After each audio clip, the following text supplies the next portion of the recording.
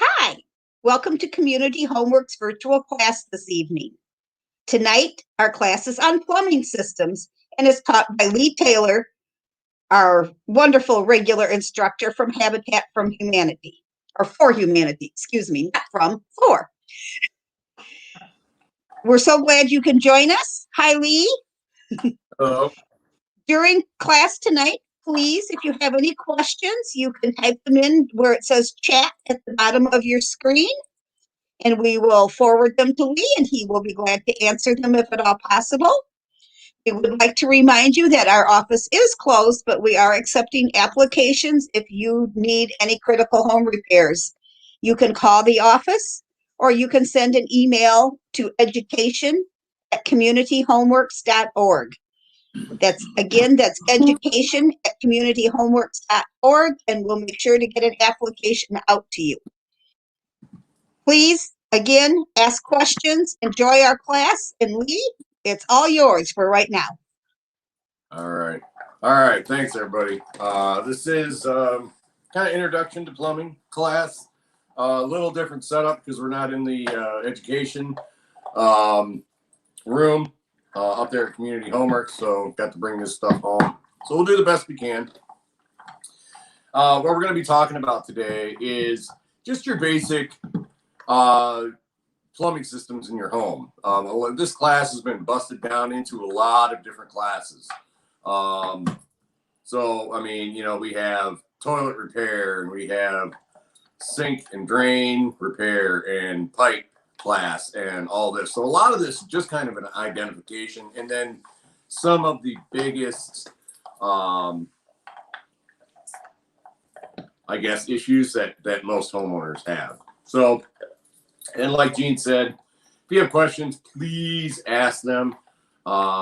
It's difficult not having a live audience to be able to kind of feed off of. So if you have questions, please ask. So we're going to be talking about today, like I said, is basic plumbing systems. To me, I'm going to go through, I'm going to kind of go from the beginning. To me, which is the plumbing system, is water into the house. So you have the main water coming in from the house.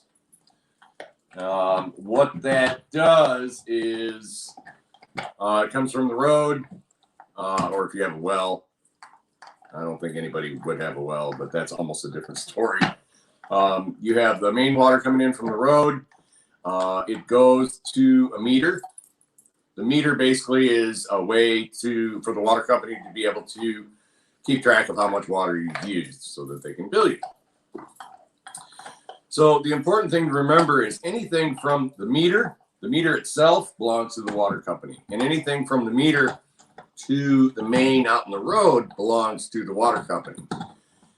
Anything from the meter into the home is the homeowner's responsibility. So that responsibility starts right there at the water meter.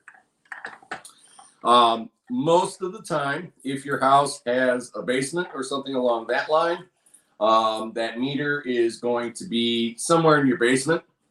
You'll see a pipe, like a 1-inch copper line or something like that coming in. And then the meter itself with a couple of turnoffs. We'll get into what turnoffs look like. And then water lines heading from that point. If you ever do have a leak at the meter, or your meter's leaking or something along that line, call the water company because it is their responsibility. They'll get out there and be able to fix that. If your house is on a slab, meaning it does not have a basement, that meter pit is going to be usually outside, somewhere in the front yard, usually. It's going to look like a manhole cover, and then inside that, if you take the cover off, the lid off, there's a pit that's usually a good 5+ feet deep, and the main turnoff and the meter is there. So sometimes there's a main turnoff inside the house. We'll talk about those main turnoffs as far as the importance of them. But not all houses especially on slabs, have that turnoff inside the house. They may have that turnoff just inside the meter pit, which is kind of goofy to me, because if you need to shut your water off to your house quickly, you're going outside trying to find that pit and what, so just to be able to identify that if you have that issue. So your water comes in through that meter. The meter reads how much water is being used.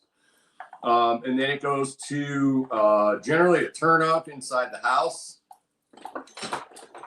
I will show you a couple of different styles of turnoffs.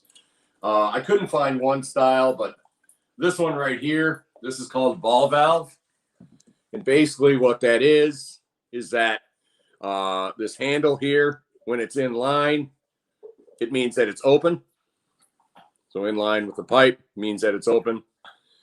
When it's parallel against like this, it's shut off. And it's basically just a ball in there that has a hole in it, and that ball turns. And normally I would pass this around, but that's what that ball valve looks like. And I don't know, you might be able to see if I turn this. No, you can't. It's kind of hard to see, but yeah, that's basically off and on. So that ball valve is what shuts that water down. There's another style of turnoff. It doesn't have a handle like this. It just has a round handle on it.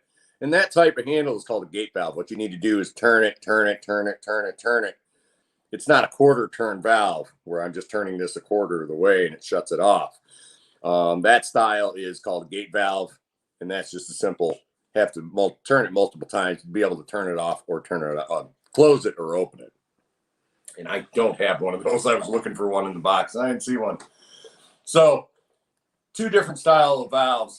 They'll call them ball valves or quarter turn valves, and then gate style valves. And this is going to relate to a lot of different types. So you may have a few of these floating around. So take a look, if you have access, just to be able to get a good understanding. If you have a valve like this right past on your side of the meter, that's your main water shutoff. If you're on a house that's on a slab, you may have a big line coming in, coming up through the concrete, and it has a valve like that stuck on it. And then that's your main shutoff. They can also use variants of these for shutoffs for different things, whether it's a shutoff for your outside spigot or whether it's a shutoff to sometimes they have them where you can shut off the water to your kitchen or the water to your bathroom or something along that line. So just understanding where these are, work, what they affect. If you're not sure, shut it off, go around the house and see what water doesn't work, and then be able to label that and say, hey, this is kitchen turn off, this is the bathroom turn off, this is the side yard spigot, water spigot turn off, whatever. So ball valves, gate valves, that's a way to be able to shut that water down so that you can be able to do work on that. Now, as far as water lines, the water lines that carry that water from the road, or from the main out in the road throughout the house, can be a couple of different things. So I'll start with old to new. These are galvanized lines. That doesn't matter how big it is. This is a 3/4 line. It might be a 1/2-inch line. That doesn't really matter. But in some of the older houses, they have what's called galvanized pipe. And that's what carries your water. And then, they'll have turnoffs and whatnot on them. So you have galvanized pipe to be able to carry your water throughout, distribute it throughout your house. You may have good old copper. This is just, this is a 3/4-inch copper line with a ball valve stuck on it. You may have that tooling through your house. Nothing wrong with that. You may have what's called PEX. PEX is basically a plastic line. It can be generally it's color coded. You have red for hot, blue for cold. They do have a generic like a white one, but a lot of the plumbers, if they have it, generally they're going to use a PEX, a color coded PEX, whether it's a hot line or a cold line.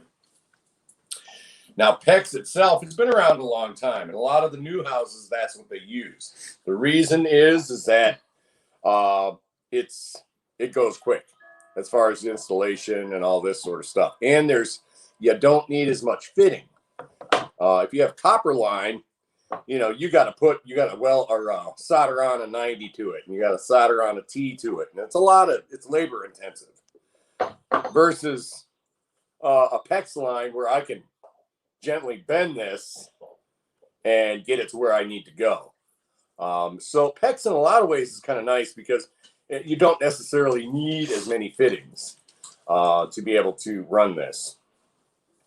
Been around, like I said, long enough to where there's a few variations of it. So if you see those plastic lines, those PEX lines,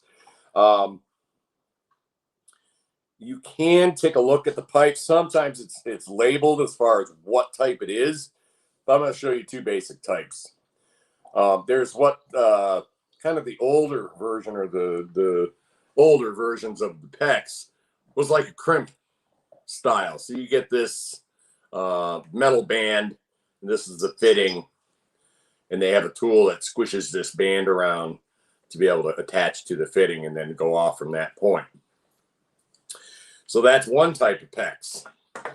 The other type of PEX is what's called PEX A. And basically what that is that all they do is they put a tool inside and it opens this PEX up, and they insert the fitting, and they have a collar around it, and the PEX squeezes back down around it. So you may see fittings where there's no clamp or something like that. It may have like a sort of a clear sort of collar around it. So different types of PEX. Just understand that. If you're not sure, take a picture of it. You go down to the plumbing supply house and say, hey, what do I have here? Can you tell by the pictures? That sort of thing. If you're not sure and you want to get a picture and do that, get a picture of the fittings, and they'll be able to tell you usually from that. So you have PEX lines. And this, like I said, this is just basically distributing water throughout the house. So that water is going along. It will go into your water heater and, all sorts of things. So as that water is going along, it's going to go to another turn-off valve. This is what everybody sees, and this is just one version of it. There are all sorts of types out there. This one's a 90 degree. There are ones that are straight, But these are what are called, some people call them source turn-off valves. This is a style, a quarter turn style. It is a ball valve, just like this guy.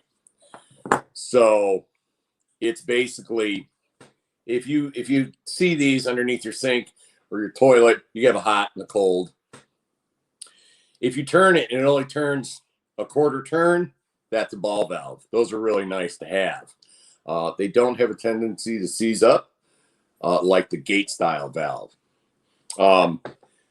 Most often though, especially if it's an older home, you're going to have what's called a gate style valve. It'll look similar to this and have a little handle, but you're going to have to turn to be able to shut it off or open it up. The thing with these is that what you want to do is look underneath, like I said, underneath your toilet, underneath your bathroom sink, underneath your kitchen sink, that sort of thing, and identify where these are at, because this is what you would shut off to be able to access, say, your kitchen sink or your kitchen faucet, to be able to change that out. So you can just shut the water off right at that point. The thing is that if these aren't used, let's say they're not turned for years and years, they seize up. So one of the things that I highly recommend that you do is at least once a year, just do a quick turn, and it makes it so that, you've heard the term use it or lose it sort of thing. It just makes it so it doesn't seize up, because I guarantee that's a nightmare when you want to do something relatively simple like change a faucet, and you got to shut the water down to the whole house because the valve is totally frozen up. Now, I will say this. If that valve does not turn, do not put a pair of pliers on it. Just at that point, you pretty much can say it's seized up. That's where you'd want to call a plumber in to be able to change those valves out. And if you are doing that, ask for quarter turn valves, because sometimes they're just going to pick whatever. And quarter turn valves are less likely to seize up. So, or ball valves. But yeah, operate those things at least once a year. Makes it so that later something as simple as this doesn't cause a problem. Hopefully that makes sense. Normally I'd ask questions, but no one's here except my beautiful wife. So anyways, so you have your turnoffs, supply turnoffs. From that point, you have a variety of supply lines. These are what are going to, they can go from the valve to the toilet, or the valve to the bathroom sink or kitchen sink or whatever.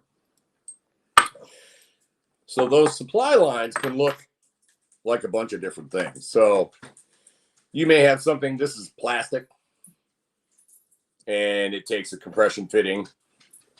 That's what this is. This is compression fitting. Stop. And when I want it to come out, it doesn't come out. So when I say compression fitting, this is the collar that goes on. It has a little metal piece that goes on like that. And then this goes in here like that. And then that turns. And as this is tightened down, basically what it does is that brass ring, it crimps it down. And then your water supply runs up through there.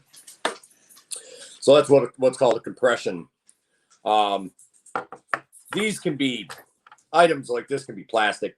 They can be metal. You may have ones that are, chrome or whatever for like a pedestal sink or something like that. So this is the type of supply line. You may have just like copper tubing. This is a compression style copper tubing. It's already got, this is cut off something. This is that little compression ring. This is the collar that goes and connects on over the water supply.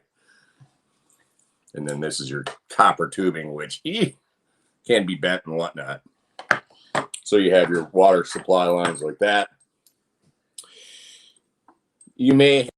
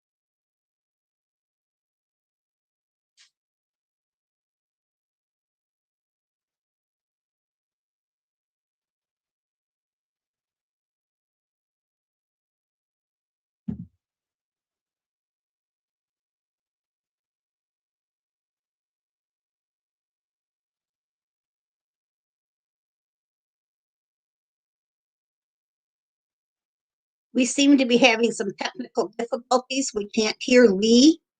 We are working on it. Please stick with us.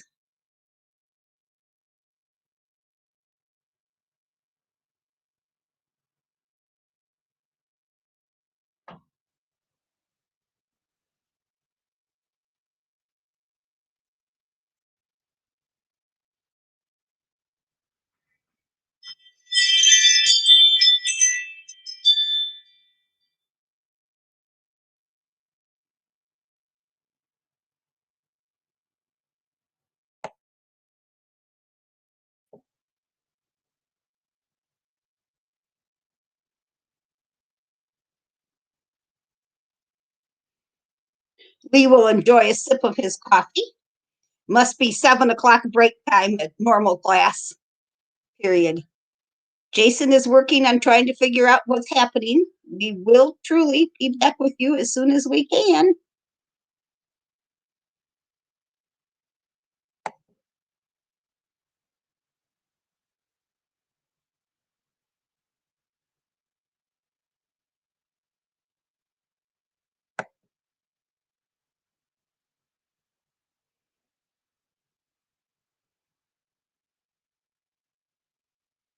Well, now Lee has a faucet. Lee, can you hear me?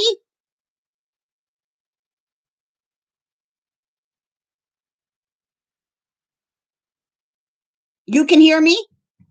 Okay. I don't think I can fake this for you. So if you want to hold up your faucet, I can say this is a kitchen faucet. This is a faucet. This is the spout. That's the lever that opens and closes with the ball valve inside of it so that you get water, depending on what direction you have it pointed. Underneath, you can see where the supply line would hook to it, one for hot, one for cold. And that lever that I said would give you water also decides how much hot and how much cold you get.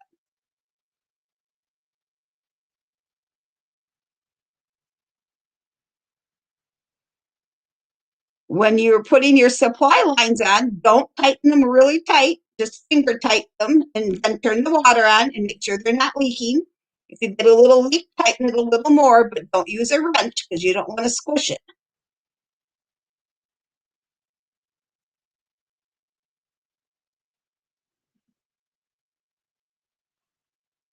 Lee, I don't think I know anything else about faucets.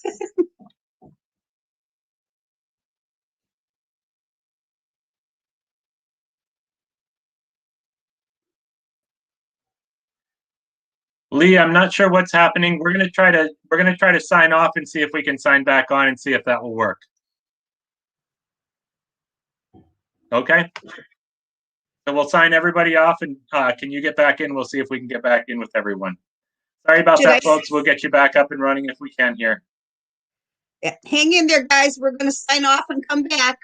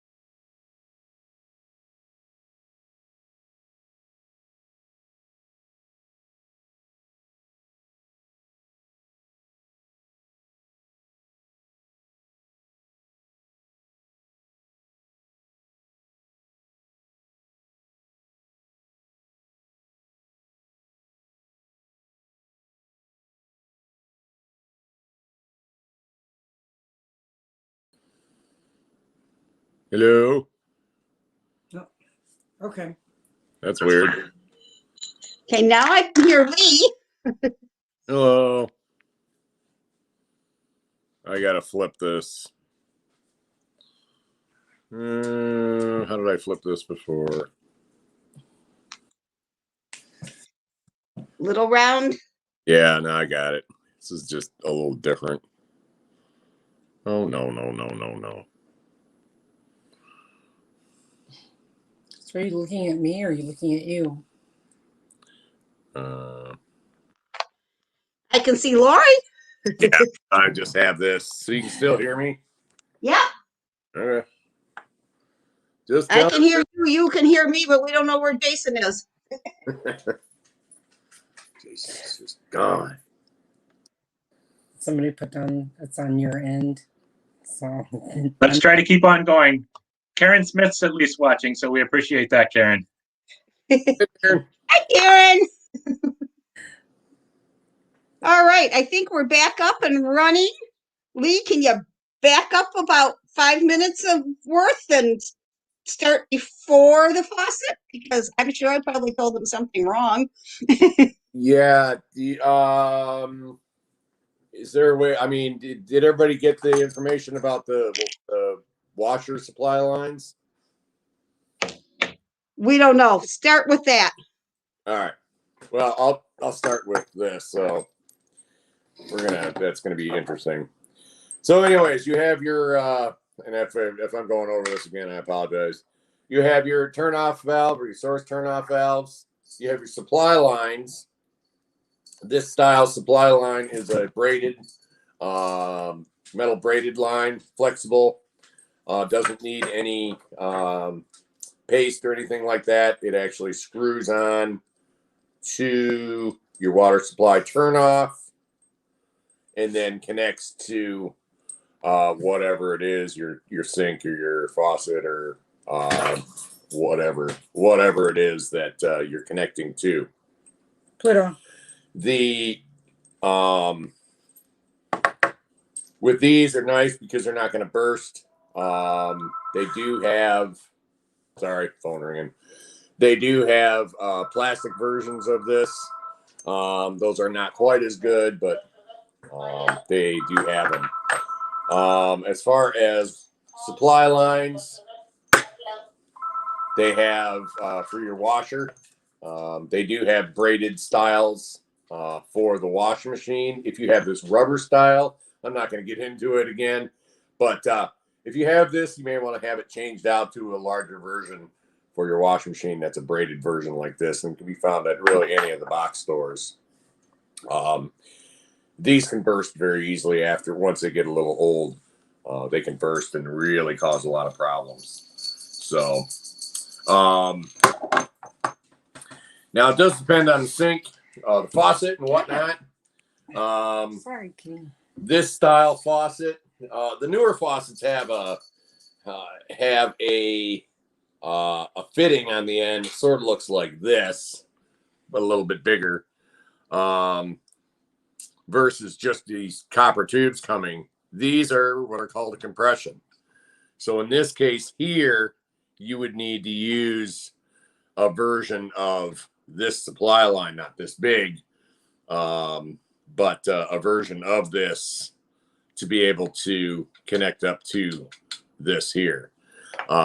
Me personally, I'd say at this point, change your faucet out, but it is possible to be able to do that. So when you're buying your supply line, really check to make sure of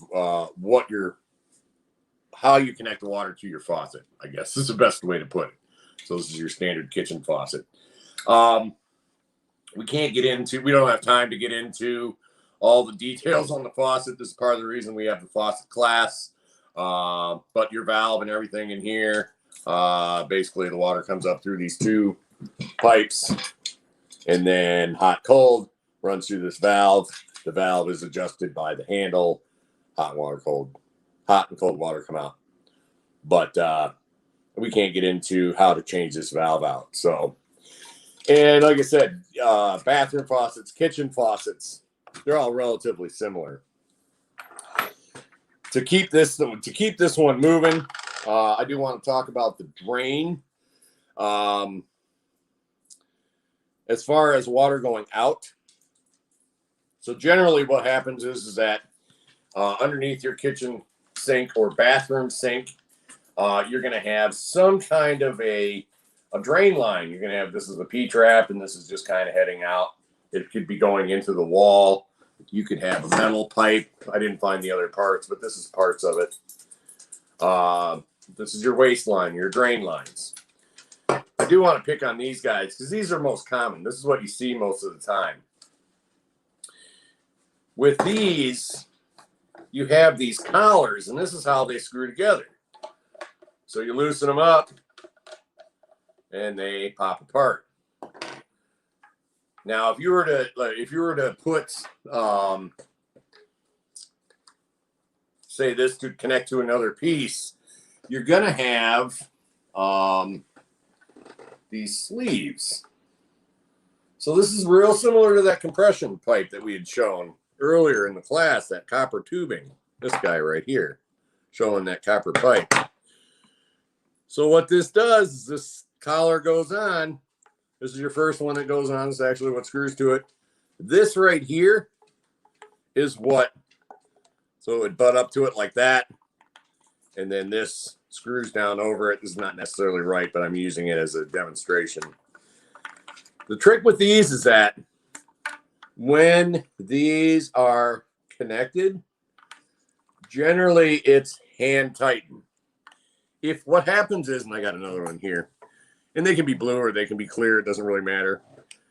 But what happens is if you over tighten it, it's going to flex it like this. And when it flexes it like that, you're going to get water leaking up through here and dripping every time you drain your sink or something along that line. So that's usually the biggest problem, is that somebody is over tightened that too much. Warp that nylon sleeve that goes on, and then it just water seeps by. So everybody usually has a junk drawer or some kind of a, tools, that sort of thing. Most everybody has these pipes. These are 1.5 inches. You can have 1.25 inches, like for a bathroom or something like that line. So like I said, there's different sizes. And here's an example: 1.25 inches, 1.5 inches. A lot of the new ones are blue or red or whatever, or clear, it doesn't matter. But have a few of these. You can buy these at the box store in a bag. And like I said, what you may have to do is unscrew it, take a picture of it first so you know how it went, unscrew it, pull it apart, put a new collar like this on, tighten it back up. Remember, hand tighten. Or if you have problems with your hands, lightly tighten with a tool if need be. Just don't over tighten it. If it's not leaking, leave it alone. That's probably the best way to put it. But yeah, have a few of these floating around. These are just these collars. A lot of times they'll come in a pack with the actual slip-on collar that screws onto these. And again, 1.5 inches, 1.25 inches. So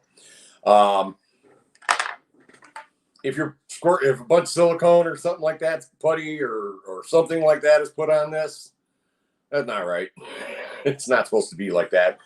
But because these are underneath sinks, usually kitchen sinks, what happens a lot of time is that people throw things in the sink and it gets jostled around and it may loosen up a little bit.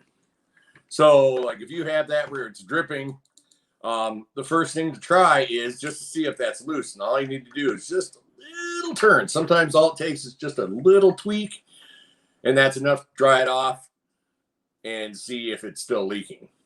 Usually the best thing you can do is run hot water through it. Hot water is going to make that drain leak if it's going to leak, usually. So anyways, your drain. Is it better to have metal drain or plastic drain? It's not one that's better than the other. This is just kind of the newer version of the metal drains. Some people like the metal drains better, but most of the time you're going to find these plastic ones. So one's not necessarily better. The only thing I would say is that the metal drain can corrode. And, I've seen it where a P-trap like this and the bottom's all corroded out. especially depending on what you dump down it. If you dump drain cleaner down it, something like that, sometimes that drain cleaner reacts very badly with the metal. Whereas plastic, it doesn't necessarily react too much. So if I had a choice, yeah, plastic. Sometimes it's exposed, like a pedestal sink or something like that, then yeah, metal. But the concept's still the same. Does that answer your question? If it doesn't, say so. So yeah, a couple of different styles with that. So, you know, that drain system is going to be underneath bathroom sinks, kitchen sinks, all that sort of stuff. Remember to hand tighten only. At that point, it either goes into the floor or into the wall. Yeah, 40 minutes, 41 minutes. Okay. Then what it goes into usually, and I say usually, is some kind of a PVC drain. Now, in older homes, this was cast iron drains. It can vary in size. This is generally this is like your 1.5 inches. This is generally what's going to be coming, and it's going to have elbows and all this. They're different in the sense of these are glued on. These are glued fittings, not screw-on fittings. And it works its way to generally a 4-inch pipe, whether it's 4-inch PVC pipe, it's the larger version of this, or whether it's cast iron or whatever, and then runs out to your main sewer line. The reason I bring those up is that you're going to have what are called cleanouts in these. This is a way so that if you get a clog in your drain, and it's something that's not necessarily in here, and you've all seen the commercials where there's a clog in there, a bunch of hair or whatever, and it doesn't, you know, go through, so you dump something down it and it chews it up and it cleans it out. Let's say you have one of those in one of those bigger drains. So a company like Roto-Rooter or something along that line, plumber's gonna have to come out with a big auger, and they need a place to be able to access the drain line. And those are cleanouts. Sometimes you have cleanouts inside the house. Sometimes they're on the outside of the houses. Like in habitat houses, a lot of times the cleanout is in the front yard off to one side. But, you know, a lot of houses that have basements, you have that main line just before it goes down into the concrete. You'll have a Y coming off of it with like a screw-on flat cap or something, and that's the cleanout. I've seen them where they're buried behind walls too, so it just depends. But, you know, understanding where those cleanouts are so that if need be, you can access them. So in talking about clogs and stuff, one of the things, the most common thing that happens is, and I'll pick on my daughters, 2 daughters, they brush their hair over the bathroom sink, and it'd get hair in the sink, and they'd go gross, and they'd flush it down. Well, it turns into a big wet mess. So you know, before they had these, I'd have to get like needle those pliers or whatever and pull this big wad of hair out. And it's just like, ugh. But they have these things that are nice. They're little barb things, and they're flexible. And there's versions of these, but you can stick it down your drain and pull it up and pull out the gook and whatnot that a lot of times is clogging your drains up. And so that's where these little, and I can't even remember what they're called, but they're like a clog clean out tool. They're nice. So having something even simple like this sitting around the house, because like I said, most of the time that clog is somewhere from your main drain down to your P-trap. So you'll be able to fish that down and be able to get that out. The other thing too is that they call it a P-trap. Basically what that is that it holds water. The reason that's important is that all your drain lines head to the sewer. And I don't have to tell you how the sewer smells. It stinks. But so what happens is that this holds water, and it stops that sewer gas from backing up and into the About house. 45 minutes. So if you have a sink that's not being used, something like that, occasionally turn that water on to fill that P-trap up. It's helped stop that sewer gas from coming in. So I'm kind of rushing it now. Sorry. You may have, I'll say this about your drains also. If ever, you know, the metal cans of juice and whatnot, how you'd have to punch 2 holes in them to be able to pour the juice out. If you only did one, it's just going to slowly drain out. The vents a lot of times are going to be going up through your walls and popping out your roof. And like I said, it may be a piece like this sticking up from your roof. It may be a cast iron line or something like that. But basically that's letting air into your drain system so that your wastewater can drain out. And now sometimes they can't necessarily run that venting system throughout the house, and they may put what's called a mechanical vent.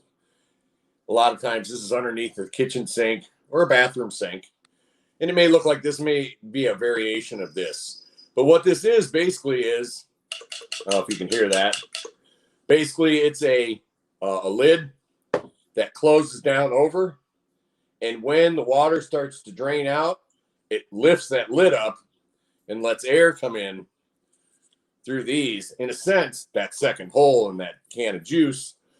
And then once that water is done draining out of the sink, that lid settles back down. The reason I say this is that if you open up your kitchen sink and you get that smell, it's unmistakable. And you look underneath there and you see one of these, sometimes all you need to do is give it a little tap, because sometimes that lid that comes down is cocked a little bit and it's letting that sewer gas escape out. So sometimes a little rap on the side will be what it needs. Sometimes it's not. Now this version here, I can unscrew. I could take this, stuff a rag in there because you don't want to smell what's coming out of that. I could take this down to box store or whatever and say, I need a new one of these. You put some putty on there. It comes in a little tube. It's kind of looks like that. You can't see. It's just, yeah, it's in the threads. You smear it on the threads and screw it back on. And that's called a mechanical vent. Because it is mechanical, it can fail. Hand tighten it down good.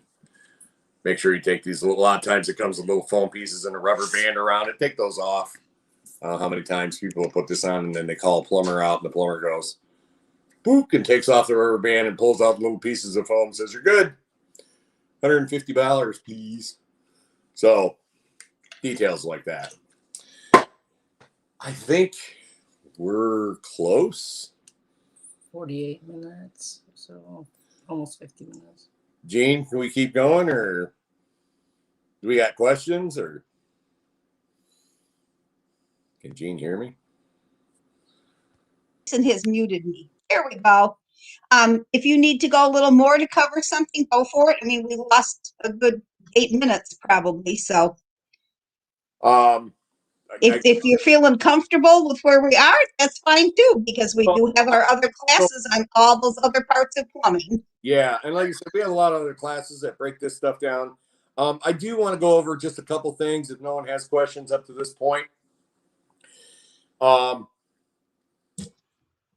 The basic things are, remember, if you have turn-off valves like this, whether it's a gate style valve, the turn, then it's off.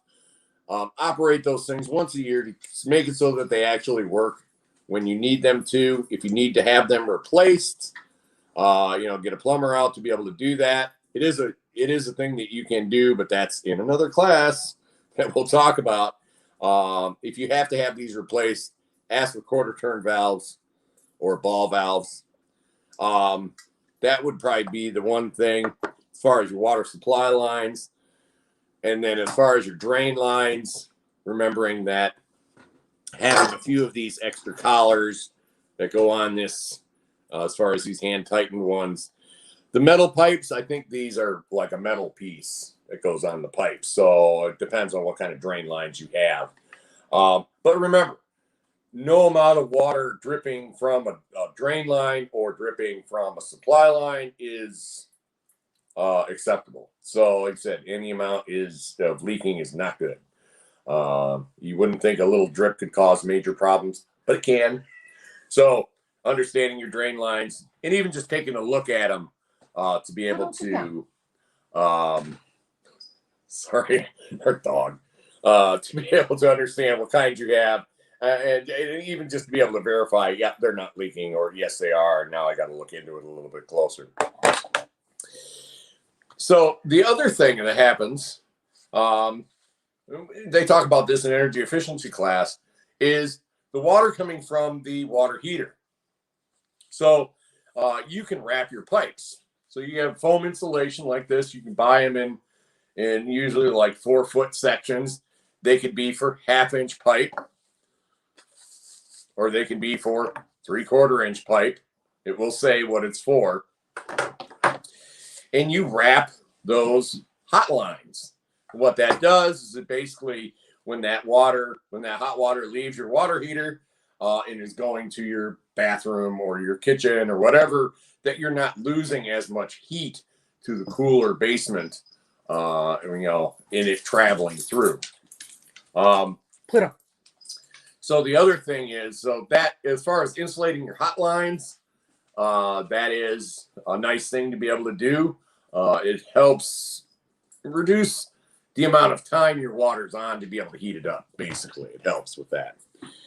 I will say this about the other thing is that people don't think about insulating their cold lines. But let's say in the summertime, especially if you don't have air conditioning, and you have like a cold copper line and it's running along your basement. When the conditions get right, if you have a really humid day, what's going to happen is that warm, humid air is going to hit that cold copper and it's going to condensate, just like a cold drink full of ice, and start dripping. And I've seen that where that actually causes problems. That's easily solved by, if you have a pipe that does that, likes to sweat in the hot summer months, insulate it. That will make it so that at least you're not getting that condensation. You're not insulating it for insulation purposes. You're using the insulation just to help stop it from sweating. So that insulation can be used in a couple of ways. 53 minutes. All right. I think we're just about done. A lot of things to be able to cover in this. This is why we've broken this class down. I think Jane's going to talk about other classes that we're going to be able to do. And I can't wait until we can all get back together again and do this in person. It's so much easier. It is. We so miss having everybody in person. We miss it. I hope you guys miss it, but I'm glad that you do join us for our virtual classes. Some of the other classes that are related to plumbing systems are toilet repair, a sink and drain class, and I'm blanking, Lee. What's the other one? Well, there's pipe repair. I know that. Is there pipe repair? Okay, so there's the faucets, drains. Is that? Yeah, sinks. That's sinks and drains. That's when we cover faucets and drains. Right. But anyway, we hope to do the toilet repair class next month. We will definitely let you know when it's going to happen, and you get to see our famous half toilet at that class. Yeah. It's really much more fun in person because Lee makes you fix the toilet instead of showing us how. Yeah. So even if you watch us virtually for that class, please come in person when we finally are open up again. You will learn so much more. It helps to do it and see it in person. Lee, I'd like to thank you and Lori, your wonderful camera person. Excuse me. And Pluto the dog, whose tail we saw on occasion. Hey, Pluto. There he is. You have to remember, we are all doing this from our homes. My cats just knocked something off the table. They are definitely members of the Flat Earth Society and think everything should be pushed over the edge. last week, my cat named Sam came every time I introduced Sam Eubanks and one of his tools. My Sammy cat came running, thinking I was calling him. So you're seeing us at our worst or our best or whatever it is in between, but we're just so glad you join us, and we appreciate you watching and supporting us and sharing with your friends. And if nothing else, you can get a good laugh from 6 to 7 on Tuesday nights here at Community Homeworks virtual classes. Thanks for coming. We'll see you next week. Bye. All right. Okay. Now you're off here. I have to